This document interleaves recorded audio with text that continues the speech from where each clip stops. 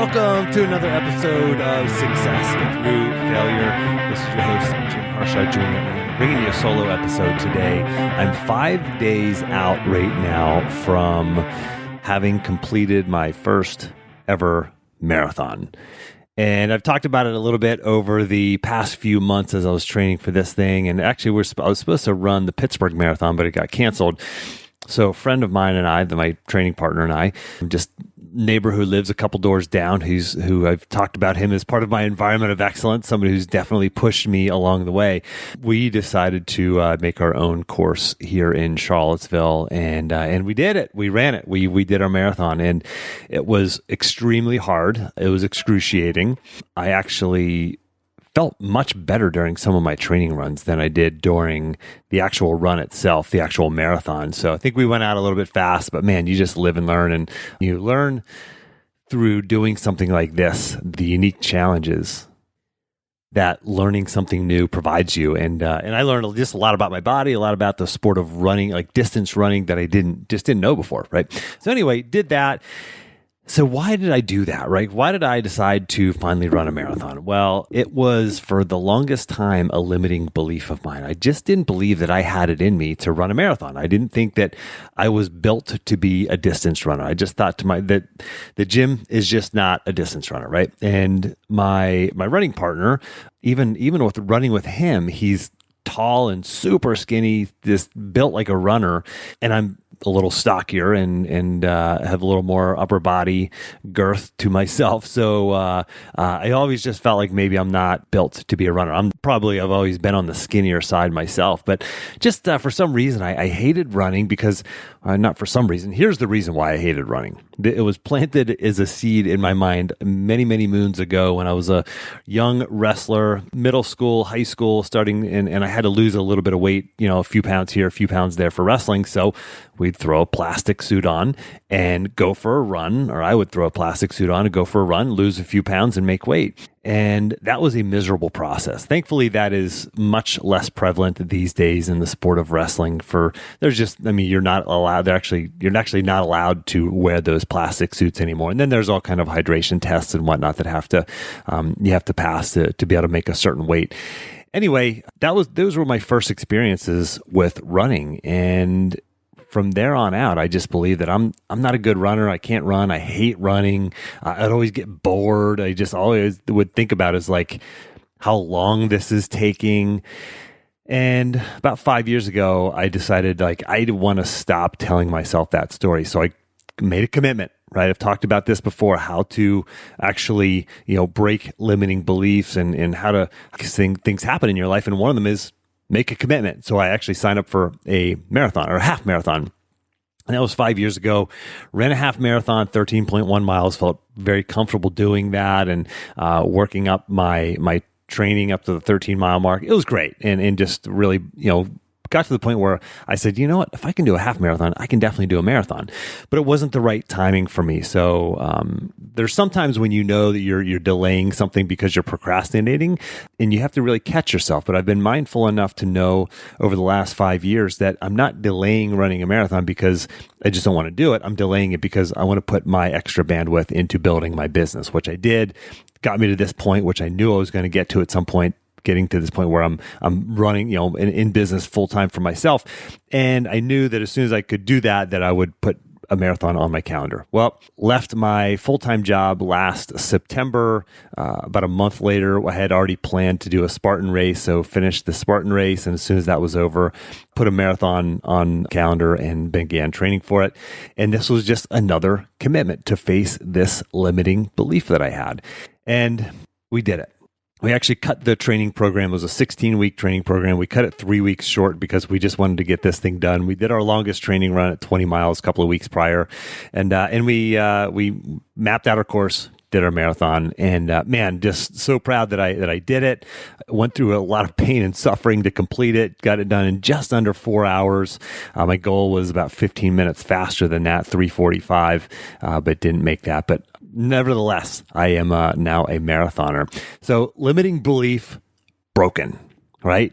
Done. I broke it. I had a an accountability partner. I made a plan. I, leveraged people who are smarter than me about this, right? I went to my chiropractor and then also the local sort of running shop, Ragged Mountain running shop with a guy named Mark Lorenzoni. He's just the man in Charlottesville when it comes to running, and talked to him as well as one of his staff members about some knee pain. Turned out it was IT band syndrome. They gave me some new shoes and just taught me a little bit about some different stretches, and lo and behold, the pain went away, and I was able to finish my training. The pain came back here and there a couple of different times, but it was just sort of part of the training. But anyway, leverage people who are smarter than me, who knew more than me. My training partner, he's just more of a runner than myself anyway. He just has always put in more miles than me, so learned some things from him. A friend of mine, Travis Macy, who I had on the podcast back in episode 52. And by the way, no, I don't have all of my podcast episodes memorized. I just had to look that up as I thought of Travis's name. So, and edit it out probably 10 seconds or 5 seconds while I was looking that up. But anyway, episode 52, I interviewed Travis Macy. He's an ultra endurance athlete and one of the best in the world at what he does.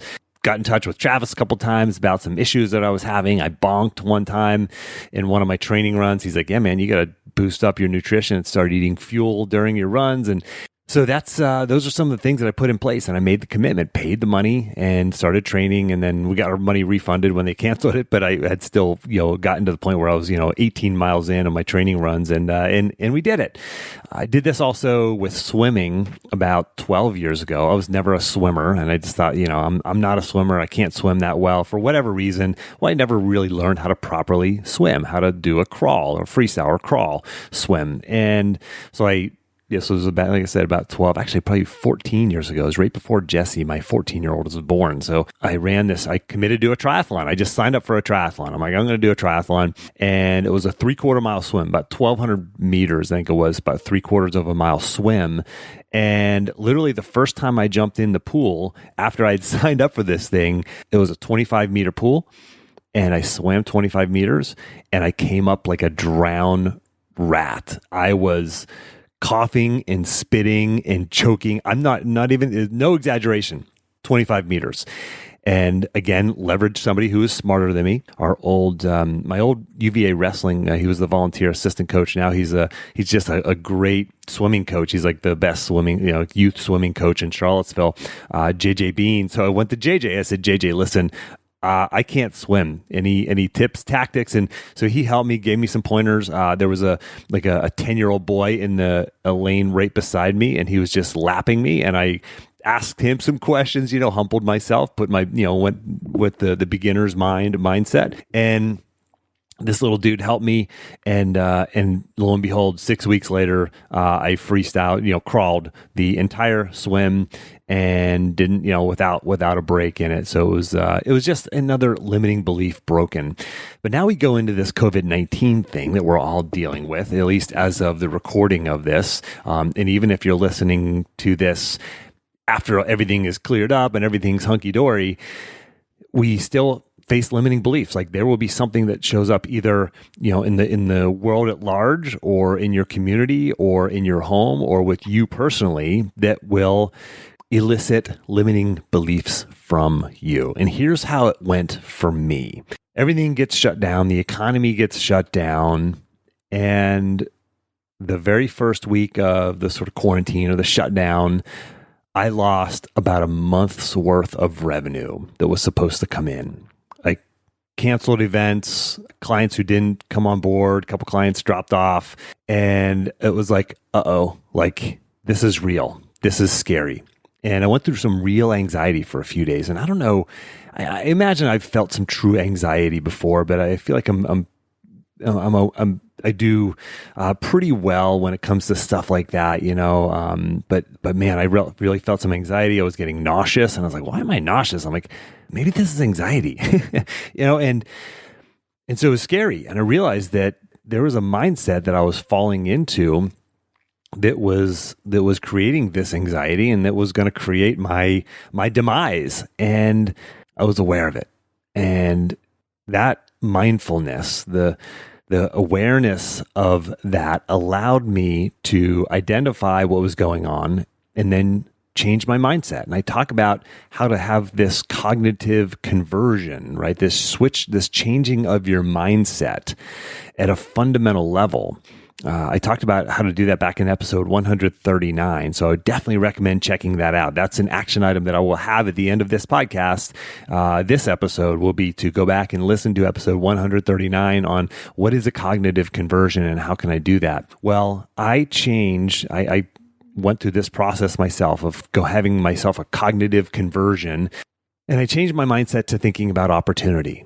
I mean, literally, I remember I was in the shower when I sort of had this light bulb moment. I was like, Jim, like, where's the opportunity in this? I mean, it's kind of an absurd question to ask yourself, but I was like, I'm going to ask this absurd question. And I asked, where's the opportunity?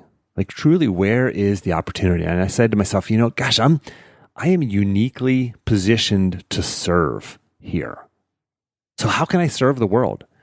And how might that put food on the table, right? How might that help me pay my bills?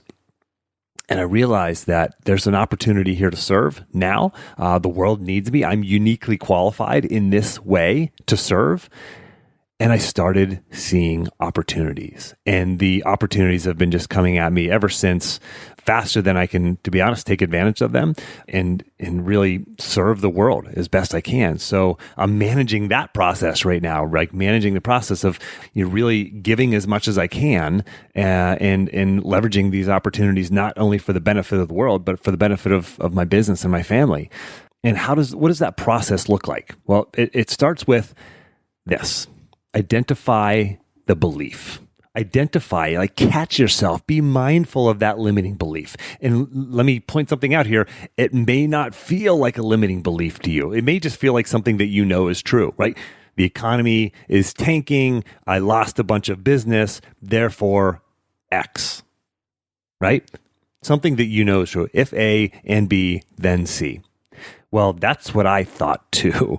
And that's what a lot of others have thought. If you can look back through history, like building a flying machine, that can't happen. That was once a limiting belief. It was just thought to be something that was true, but it turns out, that was actually just a limiting belief. There was the 4-minute mile, right? That was something that was believed to be true, that a human body could not run a 4-minute mile. Whoops, I guess we were wrong on that one too, right? Jim Harshaw can't run a marathon. Wait a second. Limiting belief broken. Like maybe yours is you're not good enough or smart enough, or you don't have the education or the connections or the background or whatever it is to do X, right? Even if you're like really successful at something. I know there's people who are professional athletes and Olympians and CEOs who are listening, sitting there right now listening. Maybe you're wealthy, maybe you're elite at something, but you also have a limiting belief or limiting beliefs. And it sounds something like this. I can't seem to blank because blank, right? Fill in those blanks. I can't seem to get enough done because there's not enough time in the day, right? Whatever that limiting belief is for you, I can't seem to run long distances because I'm just not built for it, right? Now here's the second question, right? So first you have to identify that limiting belief. And again, it might just feel like something that you know is true, right? It's just a truth as far as you know. The second question is, okay, what is some objective supporting evidence that you're right? What is some objective supporting evidence that you are right? Okay, for me in the marathon thing, it was I've never liked running. I've struggled at running. I actually went out for cross country my senior year in high school. Didn't do very well. I'm being nice to myself. I did terribly at it. There was a couple of my wrestling teammates who were on the cross country team, and I was like, man, I can beat these guys in the wrestling mat. I'm going to be able to beat them on the race course, right? Well, no, like they blew me away. So there's some objective supporting evidence that I'm right. Jim can't run long distances. I used to go running with when I was the assistant wrestling coach of Virginia, the head wrestling coach, Lenny Bernstein. He and I would go on runs at lunch sometimes, and it would just suck. He would take me on like 3 or 4 mile runs, and I would just struggle through it. Okay, more evidence that you're not built for running, but these other people are, right? Okay, what's some objective supporting evidence that you're wrong? Okay, so this is the third question. Question number 1 is identify what's the limiting belief. Number 2 is objective support. What's the objective supporting evidence that you're right? And what's some objective supporting evidence that now you're wrong? Okay, here's some objective supporting evidence that you're wrong, Jim, that you actually can potentially run long distances. Okay, well, in the team runs when I was at Virginia, I actually finished towards the top. Never won the team runs, the 3 or 4 or 5 mile runs, but I would always finish near the front. What else? Whenever I was on the cross country team in high school, I was also training for wrestling, right? That was just, cross country was just something I was doing to stay in shape for wrestling. And cross country is a fall sport. And I was going to wrestling practice afterwards. I wasn't just focusing on running while my teammates were. Okay, so there's some more objective supporting evidence that maybe you're just wrong about this, right? I ran a half marathon. Okay, well, maybe there's some more objective evidence that you're wrong, Jim, right? Now, here's the fourth question. What is a more balanced view? What's a more balanced view of this limiting belief? Okay, here's the more balanced view. You have achieved big things, athletic things like wrestling, becoming an All-American wrestler, physically, an extreme physical test of endurance, especially when you're wrestling multiple matches in a day and you're purely exhausted. You've done physically hard things before. Every time you train for running, you seem to get better at it. It's like, it just sucks to train for it, right? You maybe don't enjoy it, but maybe you just haven't given yourself a chance, right? So this is a more balanced view that maybe you actually can do this if you just give yourself a chance, Jim, right? If you surround yourself with the right people, if you get in the right environment of excellence, if you make the commitment, if you train for it, if you make this a priority, if you choose to make this a priority, maybe you can actually do this, right? That's called cognitive restructuring. Cognitive restructuring is part of having a cognitive conversion, part of the shift in mindset. Okay, so let me give you an example. Let me give you another example. Just walk through these 4 questions real quick. Identify a limiting belief. Okay, the economy's going in the tank. The world economy is getting shut down. This COVID-19 virus is going through our world like wildfire, and I lost a bunch of money, and so therefore my business is going to suffer. That's the limiting belief. My business is going to suffer, right? Objective supporting evidence that you're right. Okay, so I just kind of talked about a bunch of that. The economy is getting shut down. I lost a bunch of business already, and there's a lot of other businesses losing money.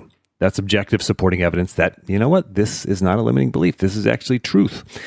Okay, what is some objective supporting evidence that you're wrong? Okay, there are probably some businesses who are going to be really successful.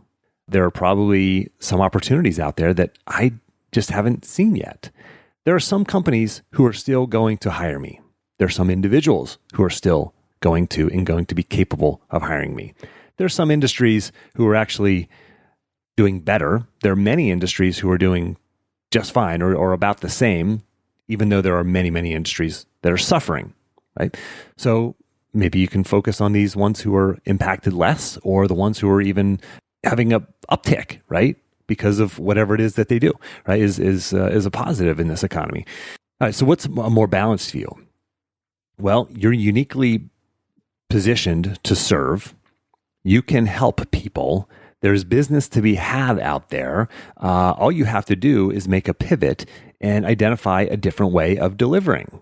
Oh, okay, maybe I can do like these Zoom team talks. Well, I started doing that, and I've done these with now multiple departments at the University of Virginia. I've done them with the University of Texas. I've done them with Hartford Funds. I've done these with Edward Jones Advisors. I've done these with Berglund Auto. They have 14 dealerships across the state of Virginia, and their leadership, and Chesterfield County Public Schools. Like all these opportunities have now come to light where like I can provide services through Zoom. And it's a needed service because there are all these teams who are working remotely. They need a boost. They need some positivity. They need to understand how to approach a time of uncertainty. And they want concrete action items, not just some fluff and motivation. And they get off the call and they go back to the world that was, that existed before that. No, I want to change their minds a little bit and give them some actual things that they can do, some practical advice and actionable things. And I've been doing this and serving the world, and it's been amazing. It's been incredible. So this is an opportunity. This is an opportunity that has come among this uncertainty. And it started with a limiting belief and breaking that limiting belief. So this is the power of the cognitive conversion. This is the power of questions. I interviewed Tim Ferriss here recently, and it's going to be published here in a few weeks.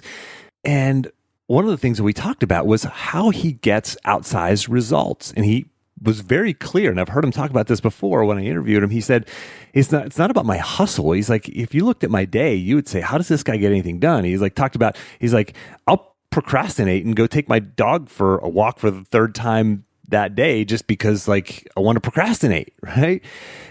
He gets outsized results, not because he's grinding and hustling. And certainly there are times when he does. I know that. I know he goes into this like monk mode when he's just writing his books and that sort of thing, but he's not getting outsized results because of effort, because that's a limited resource, right? There's only so many hours in the day. It's like, what do you do with those hours in the day? And how do you get outsized results? Well, you ask, like I said earlier, absurd questions. Like an absurd question is, what's the opportunity in this? Where is there opportunity to serve the world and to build your business, to do good for the world and to do good for your family? Like, where's the opportunity? That's kind of a silly question, right, Jim? We got other things to worry about here. Well, maybe that's worth entertaining just for a moment. If we can suspend our belief and other things, can we just entertain that question for a moment? Here are some questions that Tim Ferriss asks. Questions like, how do I achieve my 10-year goals in 6 months? As a matter of fact, I did a whole episode on that question, episode 197, if you want to go back and give that a listen, episode 197. How do you achieve 10-year goals in 6 months? How do you compress the time frame of achieving what you want to achieve? Here's another one that Tim talked about in the podcast. He said, what would this look like if it were easy? What would this look like if it were easy? That's an absurd question. You have to suspend your belief for just a moment to think about that. Here's another one. What if I could only work 2 hours per week? What would I do? Absurd question, silly question. But you know what? When you ask that question, you come up with solutions and answers that you wouldn't otherwise come up with. If you ask the question, what if I could only work 30 hours a week instead of 40 or 40 instead of 50? You're not going to come up with the same answers than you would if you asked the absurd question of, what if I could only work 2 hours per week? What would I do? And there's actually a link. There's an article that he referenced, a blog post. And I'll actually put that blog post in the action plan. It's one of Tim Ferriss's blog posts where he has a bunch of these questions listed. And it's 17 of them, actually, that are sort of these mindset, limiting belief breaking kind of questions. So I'll have that in the action plan. You can go to jimharshawjr.com/action and download the action plan from this episode or any other episode, episode 197 on 10-year goals in 6 months, or episode 139 on the cognitive conversion. You can grab the action plans if you don't want to listen to those. You can just grab the PDF action plans from those episodes as well. If you go to that jimharshawjr.com/action. So we talk about these absurd questions. So what can you do right now? Like, what's the opportunity? How do you move forward with this concept of like identifying opportunities amidst the fear and uncertainty that no doubt you're facing at some level? Here's what you can do. You can force yourself to identify 10 opportunities. 10 opportunities. Even if they're bad ideas, just write them down or say them out loud. I did this. Here's the best one. Serve. How can I serve? I can serve. Like, this is an idea. How can I serve? Like Jesus, right? In my world, I'm thinking about, building my brand and my following and my audience and getting more listeners, et cetera. Like Jesus built a heck of a brand on that, right? Serving. I mean, his book, he was talking about a bestseller, he sold more books than the top 10 combined books of all time. Combined. I mean, I think he hit the speaking circuit after that. His social media blew up, his TikTok. Like, serve. Who else do you need to get better advice for or role modeling from than Jesus? Like, serve. How can you serve? Like, who do you, okay, Jim, who are you talking about, Jim? Well, maybe your boss. Okay, maybe, Jim, I'm furloughed, or Jim, I got laid off, or Jim, I'm afraid I might lose my job here soon, or Jim, I'm working 12-hour days right now. Right? Things got busier for me. And listen, everybody is affected differently. You and the next listener and the next listener, all of you are affected differently, right? Some of you have kids at home. Some of you don't. Some of you have ailing family members. Some of you don't. Some of you have lost family members. Some of you haven't. Some of you have gotten busy. Some of you have gotten slower. Some of you are sitting at home twiddling your thumbs. Some of you are cranking out 12 and 14-hour days. But if you're looking for how you can serve, if you're looking for the opportunity, and if you want to look at the opportunity of serving, you can say, how do I serve? Like, how do I serve my boss? Like, if you've got more bandwidth, or if you want to look for an opportunity, how do you serve your boss? Who do you think is going to get the next promotion, right? The person who's sitting back twiddling their thumbs, or the person who is just hunkered down and taking care of only themselves, or the person who's trying to step up and help the boss, right? Even if your help for your boss is like, hey, how can I help? Or, hey, what's keeping you up at night right now? Just having a conversation, right? Maybe it's providing resources, right? Who else can you serve? Colleagues. Your colleagues, can you bring them humor? If you're doing like weekly Zoom staff meetings, right? Can you bring a little bit of humor to each one of those, right? Or can you just check on a couple of individuals? Just send them a text, send them an email, do an individual Zoom, with somebody. Can you curate a list of tools that will help people work more efficiently?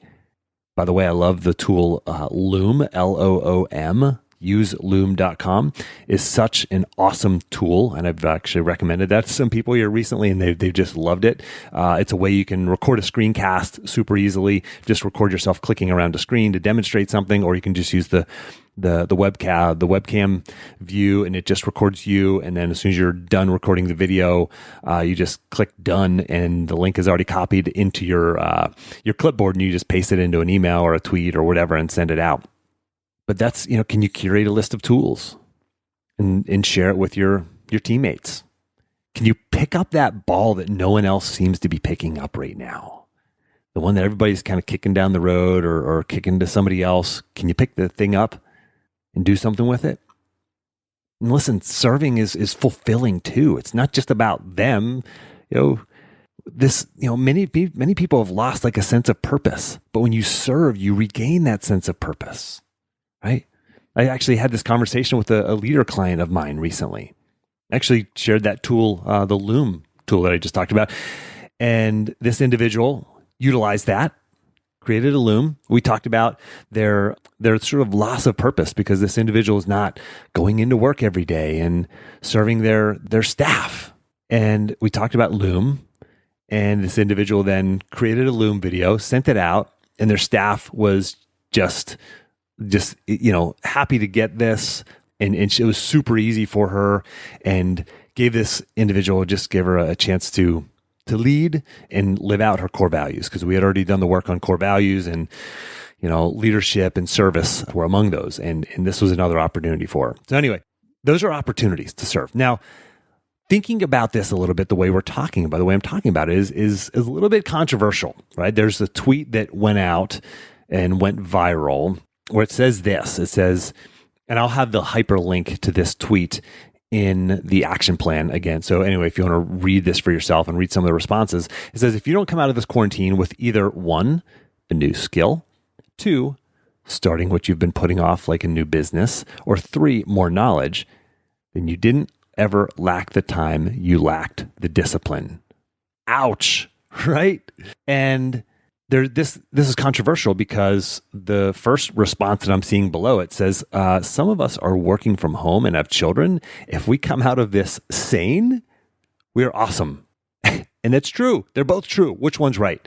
They're both right. You know what this guy's talking about when he writes this tweet is like, listen, if you have more bandwidth, put it towards a new skill or starting something you've been putting off or getting more knowledge. Now there's an article written. It's called A Trauma Psychologist Weighs In on the Risks of Motivational Pressure During the Quarantine. And this author goes on to berate this guy, beat this guy up, because it's pushing people too hard. And you know what? It does. And it's true. There are some people who this is not a relevant tweet for everybody. The article's more relevant, right? Because there's fear, there's uncertainty. The article doesn't tell us how to take action amid this uncertainty. It just talks about the fear, and we have to allow for that. And it's true, that article is right. We have to allow for the fear and the uncertainty and give grace to those who are dealing with it, maybe more so than you. But we can't, hide in the corner in the dark forever. We have to take action, right? If you're dealing with fear and uncertainty, what can you do to put some certainty in your life? Even if it's creating a routine, a morning routine, right? Even if it's reading a book, just reading a book that you would enjoy. So this controversial tweet and this controversial article, like neither one is right, neither one is wrong. How do you interpret them? That's what's right. So think about both sides of this, right? Think about the intent of the tweet. Get motivated, take action, do something if you have more bandwidth. Think about the intent of the article. Give yourself grace. Don't beat yourself up. This is a time of fear and uncertainty for a lot of people, probably all of us at some level. So still, what is the opportunity? Can you show your boss that you can be more productive from home? Can you spend more time with your kids? Can you use that commute time that you're not using right now to read a book or to meditate or to journal or to serve, like I said above? So you have some opportunities, regardless of your scenario, regardless of your situation. There are opportunities. If you suspend your beliefs just for a moment and allow yourself to consider that thought, it will open your mind and open your eyes to the opportunities that are out there. So what are your action items here? Write down 10 opportunities. Write down 10 opportunities. Good ones, bad ones, indifferent ones, right? Write them all down. And you're going to come up with some good ones there, I promise you. And even if the bad ones, there might be 5% good idea in there, and you can look at that 5% and expand upon that. Okay, 10 opportunities for you right now. Which one or two can you take action on? All right, number 2, listen to episode 139 and get the action plan. JimHarshawJr.com/action. Also listen to episode 197.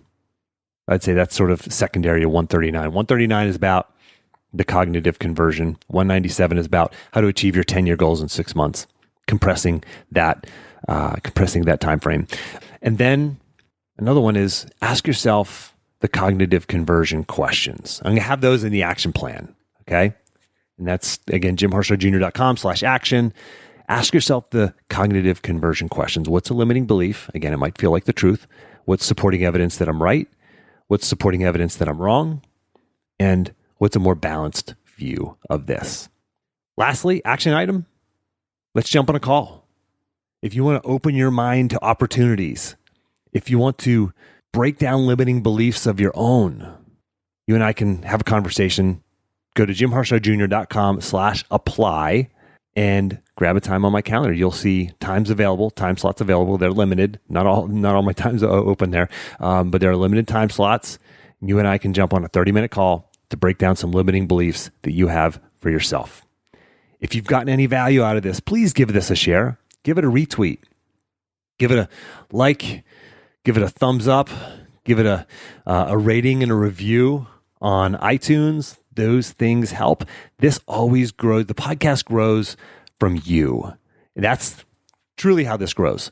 Text one person. Share this with somebody. Say, hey, just go to JimHarshawJr.com/245 and listen to this episode. You're going to love it.